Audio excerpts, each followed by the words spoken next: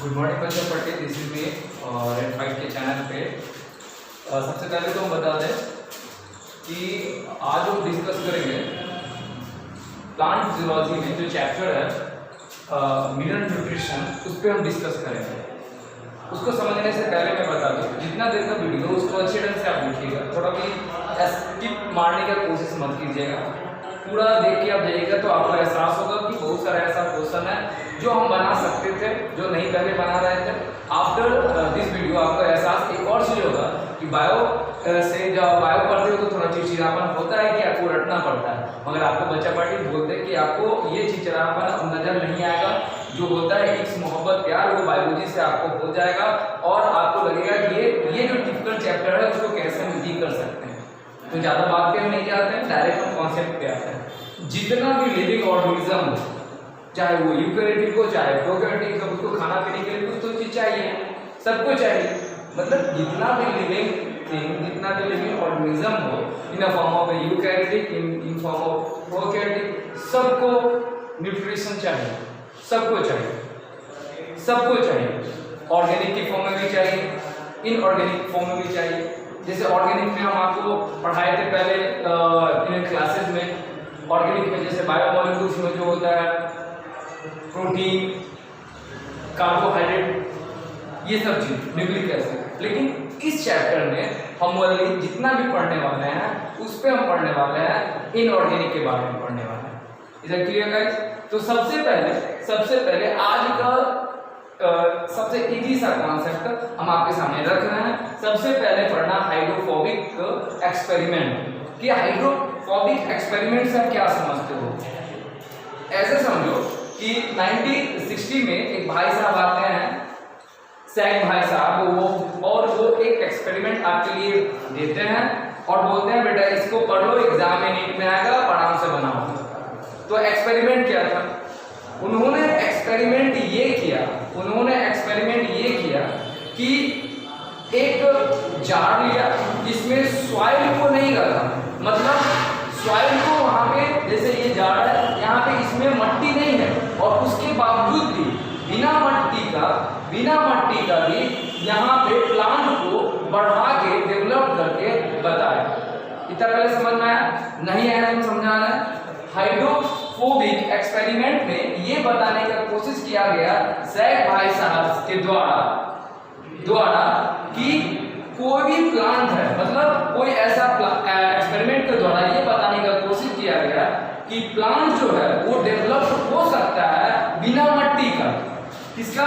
बिना मट्टी का डेवलपमेंट हो सकता है। मतलब किस पे? ओनली वाटर और मिनरल से लेके प्लांट डेवलप्ड हो सकता है। तो हाइड्रोफोबिक एक्सपेरिमेंट पूरा सिंपल है कि plant can be grow without soil, मतलब बिना मट्टी का भी ग्रो हुआ। वो करके कौन बताए थे? सैक भाई साहब। और वो एक्सपेरिमेंट का नाम रखा गया था, उस एक्सपेरिमेंट का नाम रखा गया था हाइड्रोफोबिक एक्सपेरिमेंट। अब इसको हम बता रहे हैं कैसे रखा गया, उस पर समझना है।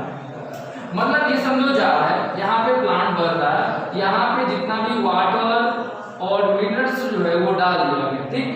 अब वाटर यहाँ पे डाल दिया गया और इससे फर्नल से यहाँ पे टाइम टू टाइम जो था यहाँ पे मिनरल्स दिया गया, ठीक है।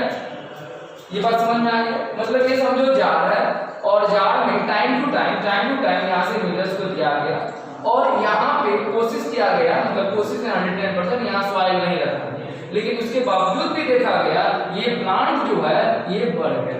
तो एक्सपेरिमेंट समझ में आ गया कि हाइड्रोफोबिक में ये होता है, हाइड्रोफोबिक एक्सपेरिमेंट में ये होता है कि प्लांट बढ़ जाता है बिना मट्टी का। बस इतना याद रखना। और उसको कौन भाई साहब दिए? सैक भाई साहब दिए। कब दिए? जी आपको तो आई थिंक अब तक तो याद हो चुका होगा। 1960 में दिए सैक भाई साहब दिए। और क्या दिए? सिंपल सा ये दिए कि सॉइल के भी बिना मदद से भी प्लांट ग्रो हो सकता है। बस इतना सा।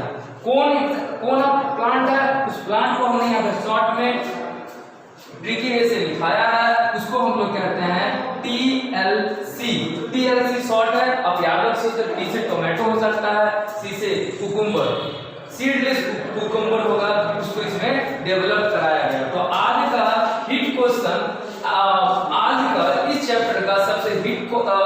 कॉन्सेप्ट जो था वो था हाइड्रोफोबिक एक्सपेरिमेंट। किसे कहते हैं? मतलब प्लांट का बढ़ना बिना मट्टी का। कौन एक्सपेरिमेंट करके दिए? थोड़ा रेटाफिकेशन मान लो भाई। सैक भाई साहब ये जर्मन के थे, मतलब ये जर्मनी के थे। कब दिए? 1960 में दिए। थोड़ा सा रेटाफिकेशन मारने की जरूरत है। एग्जांपल यहाँ पे रेटाफिकेशन नहीं चलेगा, सिंपल चलेगा ट्रिक, TLC। हाँ एक चीज और, ट्रिक बनाओ तो याद रखो कि हम वो ट्रिक कहाँ दिए थे। वो ऐसा मत हो कि पूरा बायोलॉजी पढ़ो हर एक ट्रिक को एक जगह फिट करो। तो ये याद रखो TLC जो हम ट्रिक बनाए हैं हाइड्रोफोबिक के लिए बनाए हैं। मतलब ऐसे समझो प्लांट तो हुआ मगर बिना मट्टी का हुआ, तो उसको हम लोग कहते हैं हाइड्रोफोबिक। और वो जो एक्सपेरिमेंट कर दिए उसको कहेंगे सैक भाई साहब। अब समझेंगे कि इसी का दूसरा फिगर हम जो आपको एनसीईआरटी बोला है मेंशन कर दो, उसको समझाया गया था कि कैसे हो सकता है, मतलब कैसे हुआ। तो ये ट्यूब है, इसके अंदर से यहाँ से समझो पानी टाइम टू टाइम जा रहा है, ठीक। और यहाँ पे ट्यूब था, मतलब यहाँ से टाइम टू टाइम पानी जा रहा है और ये फिर जब बढ़ता रहा तो ऐसे करके आ जा रहा है। ऊपर में एक ट्यूब को रख दिया गया और कॉटन यहाँ पे रख दिया गया। कॉटन में इसको हल्का सा पिंच होल कर दिया गया, ठीक, होल कर दिया गया। उसके बाद क्या हुआ, प्लांट को यहाँ पे डाल दिया गया। इसका पहले बात समझ में आ गया, फिर से समझिएगा। ये ट्यूब है, ट्यूब के ऊपर में क्या कर दिया गया, कॉटन रख दिया गया और उसको सुई से इसको सुई से छेद कर दिया गया, पिन कर दिया गया। और उसके बाद कोई प्लांट का जो रूट होता है उसको यहाँ पे फिट कर दिया गया, यहाँ पे फिट कर दिया गया, यहाँ पे फिट कर दिया गया, यहाँ पे फिट कर दिया गया। इतना तो पहले समझ में आ गया। अब इसमें क्या हुआ, अब सेम यही कॉन्सेप्ट है, यहाँ फिट कर दिया गया। अब यहाँ से पानी गया, पानी इधर से आया, पानी इधर से गया, पानी इधर से मतलब पानी और न्यूट्रिशन जो है इधर से आया गया और ये प्लांट बढ़ते रहा। यहाँ क्या हुआ, बिना सॉइल का ये बढ़ रहा। ये जो कॉन्सेप्ट था, मेन कॉन्सेप्ट, उसको दो एक्सपेरिमेंट के तहत बताया गया है। पहला एक्सपेरिमेंट आपने समझ गया, लेकिन दोनों एक्सपेरिमेंट का एक ही मकसद समझाने का था कि सैक भाई साहब ने 1960 में हाइड्रोफोबिक एक्सपेरिमेंट दिया और उसमें बताने का कोशिश किया, सिंपल से आप याद रख लीजिएगा कि प्लांट TLC का जो प्लांट है वो डेवलप हो सकता है बिना मिट्टी के मदद से। इतना तो याद हो गया। अब एलिमेंट के बारे में इसके बाद एक और चीज बताया गया कि एलिमेंट के बारे में 3 चीज और जो आपके एनसीईआरटी डायरेक्ट मेंशन कर दिया है, उसको थोड़ा समझ लीजिएगा और वो नीट में आ भी सकता है। कि डायरेक्ट मेंशन आपको ये कर दिया है 3 चीज कि एलिमेंट का क्या क्या काम हो सकता है। तो याद रखो एलिमेंट जो होता है डेवलप कराएगा। पहला 3 पॉइंट याद कर लो। कोई भी अगर एलिमेंट है तो देखो ये बढ़ेगा। कोई भी एलिमेंट की मदद से प्लांट बढ़ते रहेगा, वहां पे डेवलपमेंट होते रहेगा। सिंपल सा तरीका, रट्टाफिकेशन मारने का जरूरत नहीं है। पूछेगा कि एलिमेंट का 3 मतलब इस एक्सपेरिमेंट से और चीज पता चला, इस एलिमेंट से एक 3 चीज और पता चला जो कि आप एनसीईआरटी मेंशन करके रखा हुआ है। पहला एक्सपेरिमेंट याद रखना कि एलिमेंट का ये काम होता है, उसको डेवलपमेंट कराता है और ग्रोथ कराता है। एलिमेंट के मदद से प्लांट में डेवलपमेंट होता है और ग्रोथ होता है। दूसरा पॉइंट को ऐसे समझना कहानी की तरह कि समझ जाओ कि इसको थोड़ा ऐसे समझिए कहानी की तरफ, फिर हम आपको ऐसे समझाएंगे कि किसी के लाइफ में कोई आता है या कोई आती है, ठीक है, और वो चली जाती है, ठीक है, फिर दूसरा आती है। पहली वाली क्या थी, समझो कि अच्छा से ब्यूटिशियन थी, वो चली गई। दूसरी वाली आई तो वो आपका समझो कि किसी में जॉब कर रही थी, लेकिन वो ब्यूटिशियन नहीं थी, ठीक है। मतलब कहने का मतलब ये हुआ कि ठीक है, एक चली गई, दूसरा आई, उसके लाइफ में फुलफिल हो गया, मगर जो दूसरा जो आई, क्या पहले वाले का जो काम था उसको फुलफिल की, क्या ब्यूटिशियन है, नहीं है। तो सिंपल से ये चीज समझो, सिंपल से ये कहानी समझो कि एक एलिमेंट जो होता है, दूसरा कॉन्सेप्ट, एक एलिमेंट जो होता है दूसरा एलिमेंट का जो काम होता है उसको नहीं कर सकता है, मतलब पहला कॉन्सेप्ट ये था कि एलिमेंट जो होता है बहुत ही ज्यादा इंपॉर्टेंट होता है प्लांट के लिए। क्यों प्लांट के लिए होता है? क्योंकि उससे ग्रोथ होता है, प्लांट का डेवलपमेंट होता है। और दूसरा बात बताया गया, कोई भी एलिमेंट होगा वो दूसरे एलिमेंट का काम नहीं करेगा।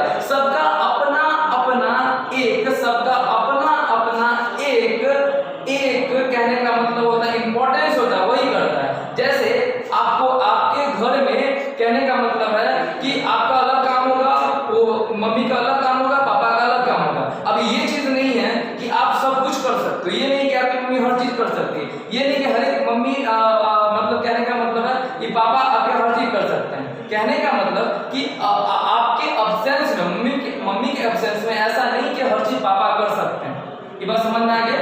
यानी कि एक एलिमेंट दूसरा को कभी भी रिप्लेस नहीं कर सकता। ऐसा नहीं कि ये एलिमेंट जो है, अब पहला मान लो कि अगर आयरन था पहले, अब आयरन नहीं है, मान लो आयरन पहले था, अब आयरन नहीं है, आ गया कैल्शियम, तो ये जरूरी नहीं है कि आयरन नहीं रहा तो अब कैल्शियम आयरन का भी काम करेगा। जी नहीं, सब एलिमेंट का अपना अपना एक अलग अलग क्या होता है, रोल होता है। 2 पॉइंट क्लियर हो गया, एनसीईआरटी साफ साफ लिख दिया, एनसीईआरटी को आप देख लीजिएगा।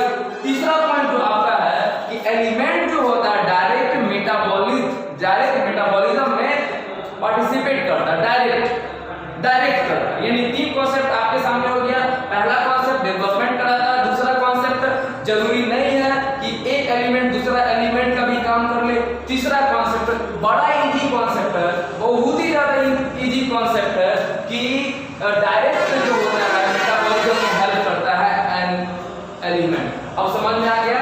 अब मिनरल्स जो होता है पार्टिकुलर 2 टाइप का होता है, और यहाँ पे बहुत बच्चे लोग रटाफिकेशन मारते होंगे, आप टेंशन मत लीजिएगा। यहाँ पे बड़ा जबरदस्त हम आपको ट्रिक दे रहे हैं जिससे आप याद होगा। देखो मिनरल्स जो होता है पार्टिकुलर 2 टाइप का होता है, एक बड़ा, एक होता है बड़ा और एक होता है छोटा।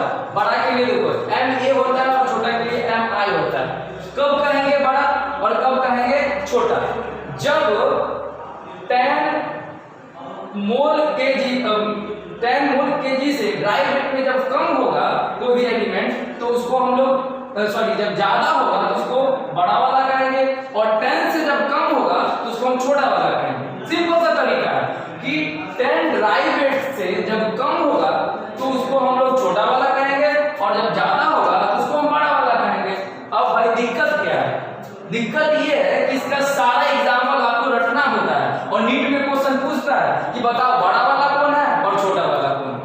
ये नहीं पूछेगा सिंपल से कि कितना पे होगा, तो सबको तो याद हो गया कि ड्राई वेट जब 10 से ज्यादा रहेगा तो बड़ा हो गया, और जब 10 से छोटा रहेगा तो वो छोटा हो गया ड्राई वेट पे।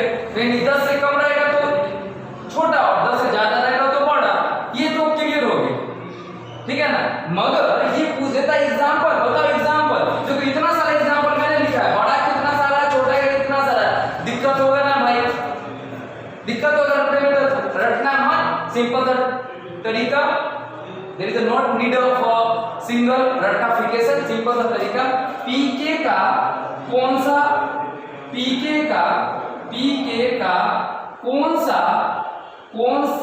मग है, इसको ऐसे कर देते हैं। यहाँ पे बहुत बड़ा इंपॉर्टेंट आपके लिए जा रहा है, बड़ा एलिमेंट का प्लीज आपको बोले रटाफिकेशन मत मारिएगा। नीट में आता है आपके लिए कि आपको एलिमेंट बताओ कि कौन बड़ा है कौन छोटा है, और इतना आपको रटना है। तो यहाँ पे रटाफिकेशन नहीं, सिंपल सा पीके का कौन सा मग है। चलिए ये ट्रिक लिख लो आपको, फिर मैं बताऊंगा कौन कौन है। देखो फिर से एक बार और, वीडियो में पीछे जाने की जरूरत नहीं है, एक बार देखते जाओ। पीके का कौन सा मग है? पी फॉर यहाँ पी लिख दिए, तो पी से क्या हो जाता है? क्या हो जाता है? फास्फोरस हो गया। के से फिर क्या हो जाएगा? पोटासियम हो जाएगा।